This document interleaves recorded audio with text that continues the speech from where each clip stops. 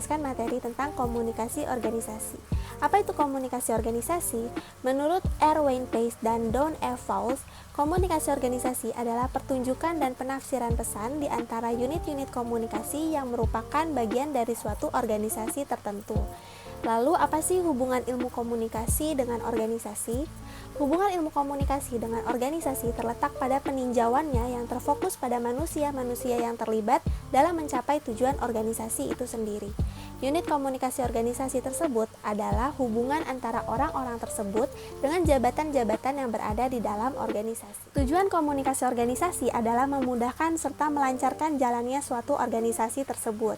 Komunikasi dalam organisasi itu bersifat penting loh, karena komunikasi diperlukan untuk yang pertama, menentukan dan menyebarkan tujuan perusahaan. Yang kedua, mengembangkan rencana guna pencapaiannya. Yang ketiga, mengatur sumber daya manusia dan sumber daya lainnya dengan cara efektif dan efisien. Yang keempat, memilih, mengembangkan dan menilai anggota-anggota organisasi. Yang kelima, memimpin, mengarahkan, memotivasi, serta menciptakan suasana di mana orang-orang ingin memberikan sumbangan. Dan yang keenam, mengawasi pelaksanaan pekerjaan. Dalam proses penyampaian pesan atau informasi yang dilakukan oleh para pemimpin atau manajer, misalnya sebagai komunikator, memiliki peran penting dalam mempengaruhi perilaku organisasi. Kita telah mendengarkan penjelasan mengenai komunikasi organisasi. Di sini saya akan menjelaskan fungsi daripada komunikasi organisasi itu sendiri. Komunikasi organisasi memiliki dua buah fungsi. Yang pertama itu ada fungsi secara umum dan yang kedua ada fungsi secara khusus. Fungsi secara umum berisikan tentang yang pertama, menyampaikan atau memberikan informasi, contohnya ada deskripsi pekerjaan. Yang kedua, ada menjual gagasan, ide, pendapat, dan fakta. Contohnya itu ada public relation, pameran, expo, dan lain sebagainya. Yang ketiga, meningkatkan kemampuan dari para karyawannya. Yang keempat, menentukan dan membagi pekerjaan dalam organisasi. Contohnya siapa yang akan menjadi atasan dan siapa yang akan menjadi bawahan. Nah, fungsi khusus berisikan tentang yang pertama, membuat para karyawan terlibat dengan isu-isu organisasi. Yang kedua, membuat para karyawan menciptakan serta menangani relasi antar sesama. Yang ketiga, membuat para karyawan memiliki kemampuan untuk menangani dan mengambil keputusan di saat suasana yang tidak tepat atau tidak pasti. Saya akan menjelaskan materi mengenai citra perusahaan. Citra perusahaan adalah bagian yang penting yang harus dimiliki oleh sebuah perusahaan. Menurut Nguyen dan LeBlanc dalam Flavian 2013, citra perusahaan merupakan hasil dari kumpulan proses di mana pelanggan membandingkan berbagai atribut yang dimiliki oleh perusahaan. Definisi yang lebih luas mengenai citra perusahaan diungkapkan oleh Atbel Salam 2010, yaitu kesan secara umum yang tertinggal di benak pelanggan sebagai hasil dari kumpulan perasaan, ide, sikap, dan pengalaman dengan perusahaan yang disimpan dalam ingatan. Kesan ini dibagi menjadi dua, yaitu kesan positif dan kesan negatif. Harrison dalam Iman 2010 menyebutkan bahwa informasi yang lengkap mengenai citra perusahaan meliputi 4 elemen, yaitu yang pertama ada personality, yaitu keseluruhan karakteristik perusahaan yang dipahami publik sasaran seperti perusahaan yang dapat dipercaya dan perusahaan yang mempunyai tanggung jawab sosial. Yang kedua ada reputation, yaitu hal yang telah dilakukan perusahaan dan diyakini publik sasaran berdasarkan pengalaman sendiri maupun pihak lain seperti kinerja keamanan transaksi sebuah bank. Yang ketiga ada value, yaitu nilai-nilai yang dimiliki suatu perusahaan seperti sikap manajemen yang peduli terhadap pelanggan, karyawan yang cepat tanggap terhadap permintaan maupun keluhan pelanggan. Dan yang terakhir adalah corporate identity, yaitu komponen-komponen yang mempermudah pengenalan publik sasaran terhadap perusahaan seperti logo, warna, dan slogan. Selain elemen-elemen tersebut, terdapat faktor-faktor yang membentuk citra perusahaan, yaitu yang pertama ada advertising, yaitu keseluruhan proses yang meliputi penyiapan, perencanaan, pelaksanaan, dan pengawasan penyampaian iklan. Yang kedua ada public relation, yaitu usaha yang direncanakan secara terus-menerus dengan sengaja guna membangun dan mempertahankan pengertian timbal balik antara organisasi dan masyarakatnya. Yang ketiga, physical image adalah bukti fisik yang dapat memberikan citra diri bagi perusahaan di mata konsumennya. Dan yang terakhir adalah actual experience, yaitu pengalaman yang dirasakan langsung oleh pelanggan dalam mengkonsumsi barang dan jasa. Saya ingin menjelaskan sedikit tentang CSR. Johnson dan saudaranya mendefinisikan Corporate Social Responsibility atau CSR is about how companies manage the business process to produce an overall positive impact on society. Dengan kata lain, bagaimana cara mengelola perusahaan dengan baik, sebagian maupun secara keseluruhan, untuk mendapatkan dampak positif bagi dirinya dan lingkungan. Perusahaan harus mampu mengelola bisnis operasinya dengan menghasilkan produk yang berorientasi secara positif terhadap masyarakat dan lingkungannya. Crowder David tahun 2008 berkata, terdapat 3 prinsip utama yang berkaitan dengan tanggung jawab CSR. Yang pertama, sustainability, ialah bagaimana perusahaan melakukan action untuk memperhitungkan keberlanjutan sumber daya pada masa yang akan datang, atau memberikan arahan dalam penggunaan sumber daya dengan memperhatikan dan memperhitungkan untuk generasi masa depan. Yang kedua, accountability, ialah upaya yang dilakukan perusahaan agar terbuka secara bertanggung jawab atas aktivitas atau program yang telah dilakukan. Akuntabilitas ini digunakan sebagai jembatan perusahaan untuk membangun image dan network. Yang ketiga, transparansi, ialah prinsip sebuah perusahaan pada pelaporan aktivitas kepada pihak eksternal.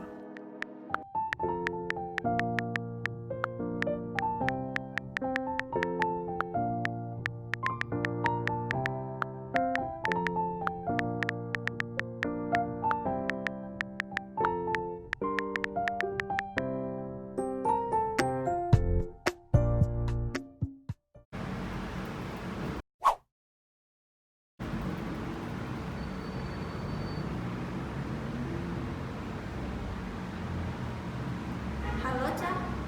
Kamu bisa ke kantin sekarang nggak? Iya nih, ada yang mau saya omongin. Oke, ditunggu ya.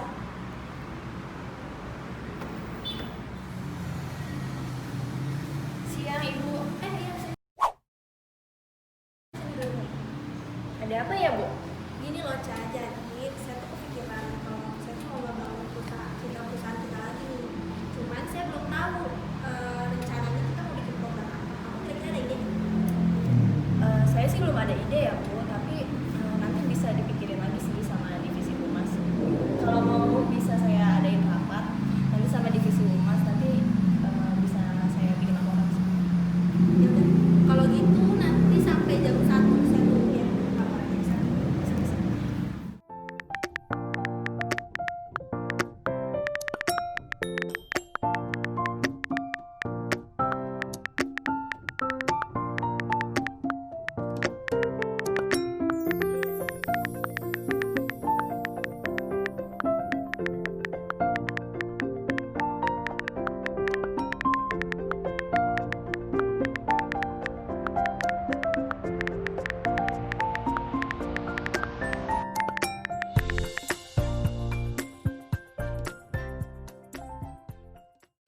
Tapi lu nyambung dari segi.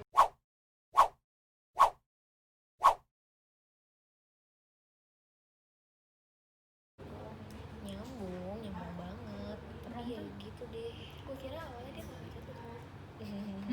Kita lagi Kayaknya nggak buka Caca ya. Tapi asik banget orangnya. Gimana dong? Kenapa nih Mbak Caca? Halo, selamat siang Mbak Caca. Oh iya Mbak, kami udah di ruang meeting nih Mbak sama anak-anak yang lain. Ini loh yang kemarin. Oke, kerjaan baik. baru udah selesai. Siang Mbak. Iya, sama-sama. Siapa? Mbak Caca. Oh, Mau kesini?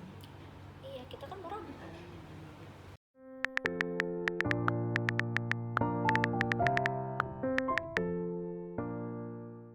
Besok kerjaan kita selesai ya. Siang semuanya. Siang Mbak Caca. Tadi saya sudah bertemu dengan Bu Vina. Nah, Bu Vina menugaskan kepada divisi humas untuk berencana membangun reputasi perusahaan agar lebih baik lagi. Nah, kira-kira dari kalian ini ada ide atau saran nggak? Nah, kebetulan banget tuh Mbak Caca. Jadi kami udah sempat membicarakan hal ini sama teman-teman semua. Jadi gimana tuh, Ci? Gini Mbak, kita punya ide gimana kalau perusahaan kita ngadain kerjasama atau program CSR dalam penyediaan sarana pendidikan, gimana? Ya, ide bagus sih itu. Tapi masalahnya Mbak, kita belum tahu di mana pengalokasiannya dan juga programnya itu sendiri. Ya, bagus sih. Ini idenya ada bagus ya, apalagi di daerah Sumarekon ini masih minim sama sarana pendidikan, ya kan? Iya, dan menurut saya juga ini target yang tepat gitu Mbak, mengambilnya tuh di bidang pendidikan. Benar-benar bagus. Ya udah kalau gitu rapatnya dilanjutin lagi ya sama kalian. Nah, nanti dibikin laporan aja untuk rapat hari ini. Untuk detailnya gitu ya Ya, Mbak? untuk detailnya nanti di email aja ke saya tunggu siang ini ya. Oke, Baik, Mbak. Mbak. Oke, segitu aja ya. Iya, Terima kasih. makasih, Terima kasih Mbak.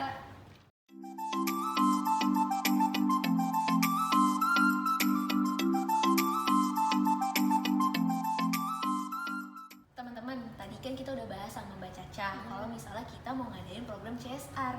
Nah, enaknya tuh teknisnya gimana dan sasarannya mau kemana? By the way, tadi kan Kadis juga ngomong kita mau ngebangun CSR itu karena sasarannya sarana pendidikan. Gimana tuh? Gimana kita tuh mengadakan CSR-nya di daerah sekitaran tempat pembangunan dari perusahaan kita sendiri. Boleh-boleh. Itu ada nggak iya. kira-kira? Di sekitaran Sumarekon itu tuh ada namanya Institut Pendidikan Universitas Bayangkara Jakarta Raya. Kalau pertama kali saya lewat itu tuh gedungnya masih sedikit dan lahannya tuh masih luas banget. Gimana kalau kita di situ? Nah iya sih, tempatnya cukup strategis karena deket banget. Gimana kalau misalnya program yang kita bikin ini kita bikin sarana gedung aja? Lumayan kan buat mahasiswa sama mahasiswi di kampus sana, buat sarana belajar mengajar. mengajar benar. Apalagi saya juga pernah dengar kalau misalnya di sana tuh mau buka program baru. Nah, programnya itu adalah program pasca sarjana untuk belajar mengajar atau untuk kuliah S2 gitu. Jadi kan pasti membutuhkan kelas yang lebih banyak ya kalau Iya, misalnya benar ada banget sih. program baru. Bisa tuh. Berarti kalau gitu kita nanti coba hubungin deh PR dari Universitas Bayangkara itu sendiri. Oke. Nah, kita kan juga udah ngomongin gimana teknisnya, sasarannya kemana, terus gambarannya kira-kira kita udah tahu nih. Gimana kalau sekarang kita tuh langsung mulai susun aja deh proposalnya? Iya, kita kirimin deh langsung ke Mbak Caca. Iya, soalnya ditunggu juga. Iya, oke. Oke nih. Oke, yuk kita bikin.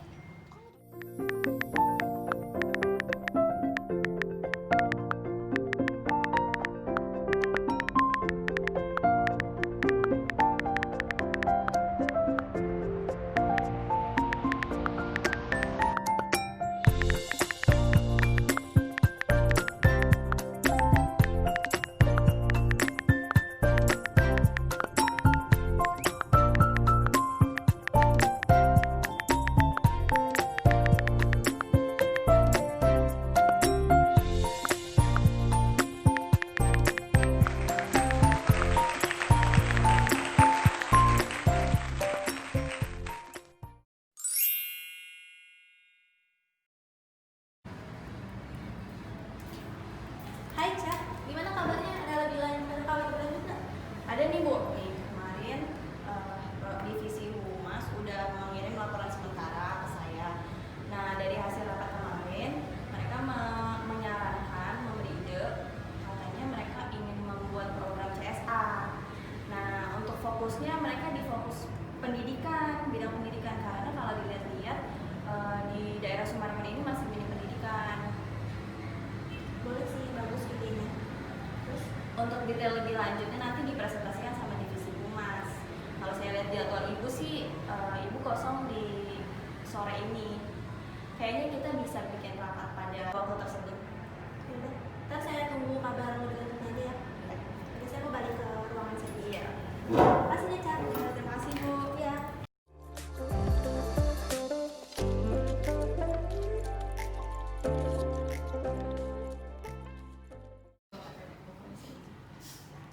Yuk kita mulai rapat hari ini. Baik, Bu. Ya, jadi ini divisi humas ingin mempresentasikan mengenai CSR yang akan kita buat itu loh Bu. Iya bener Bu. Jadi ini proposal kami Dan saya juga ingin menjelaskan. Jadi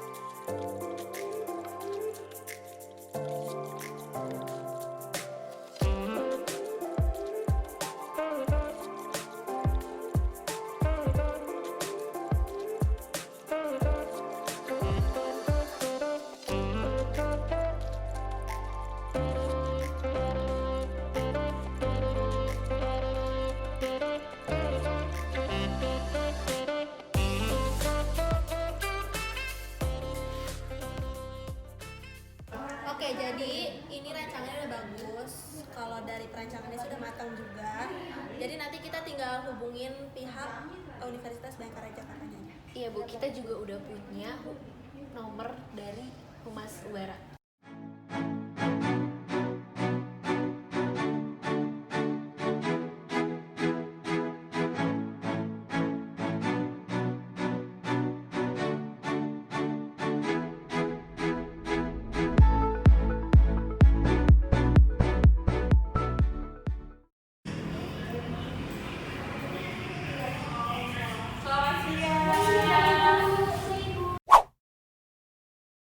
Terima kasih sudah menunggu. Silakan ya, Iya, gimana nih? ya jadi gini Bu, seperti yang telah kita perbincangan sebelumnya via telepon, kan Ibu sudah mengetahui bahwa kami ingin bekerja sama dalam program CSR yaitu Corporate Social Responsibility. Nah, kami memiliki ketertarikan tersendiri terhadap Universitas Bhayangkara karena selain letak yang strategis, kami juga melihat dari visi misi yang telah ada di Universitas Bhayangkara dan kami sangat tertarik. Untuk program dan teknisnya akan dijelaskan oleh kawan saya. Seperti yang akan saya tunjukkan Ibu, kami akan membangun gedung sebanyak 4 lantai yang di dalamnya terdapat 23 ruangan. 2 dari ruang seminar, 2 ruang rektorat, dan 1 ruang yayasan. Nah, selain itu kami juga akan memberikan beasiswa senilai 150 juta untuk 25 mahasiswa terpilih dari 6 fakultas yang ada di Universitas Bhayangkara itu sendiri. Wah, saya akan sangat berterima kasih kepada perusahaan ibu-ibu sekalian karena memang kebetulan ya di universitas kami sedang merencanakan untuk program pasca sarjana dan kebetulan ada dari pihak perusahaan Sumarekon untuk membantu kami sangat berterima kasih. Oh iya maaf, sebelumnya apakah ada syarat tertentu? Oh iya, untuk syarat kami ingin menamai gedung tersebut dengan nama perusahaan kami, jadi namanya adalah Geraha Sumarekon. Dan untuk selebihnya, saya akan mengirimkan proposal via email yang mungkin di dalamnya ada syarat-syarat yang harus dibaca dan perlu persetujuan dari pihak Universitas Bhayangkara. Oh iya Bu, nanti ada tim survei dari perusahaan kami yang ingin mengukur dan mengecek-ngecek lokasinya ya Bu. Baik, oke. Untuk waktunya nanti menyusul. Ya, nggak apa-apa dan saya sangat-sangat berterima kasih atas kemurahan hati dari perusahaan ibu-ibu sekalian dan saya menyambut dengan baik dan jika ada perluan selanjutnya silakan hubungi saya langsung. Ya, baik. Ya, terima kasih. Melalui nomor yang mana ya Bu? Iya, boleh melalui email dan kontak yang sudah kita hubungin ya. Oke, baik. Ya, Terima kasih untuk pertemuan hari ini. ya sama-sama Semoga Ibu. perusahaannya akan lancar terus. Ya. Amin. Terima kasih. Video tersebut digambarkan proses membangun citra organisasi, yaitu program kerjasama atau CSR antara perusahaan Sumarekon Agung Tbk dengan institusi pendidikan Universitas Bhayangkara Jakarta Raya. Program CSR yang diberikan oleh perusahaan Sumarekon Agung Tbk adalah pembangunan gedung sebagai sarana belajar mengajar. Program CSR adalah salah satu upaya untuk meningkatkan citra dan reputasi perusahaan. Selain itu, perusahaan Summarecon Agung Tbk juga memberikan beasiswa kepada 25 mahasiswa berprestasi dari 6 fakultas di Universitas Bhayangkara Jakarta Raya. Pada akhirnya, hasil kesepakatan antara PT Summarecon Agung Tbk dengan Universitas Bhayangkara yaitu membangun gedung Pascasarjana Fakultas Hukum yang diberi nama Geraha Summarecon. Komunikasi organisasi berperan sangat penting dalam meningkatkan citra dan reputasi perusahaan. Melalui komunikasi yang baik antara atasan dan karyawan dari berbagai divisi, maka setiap tugas atau job desk akan berjalan dengan lancar.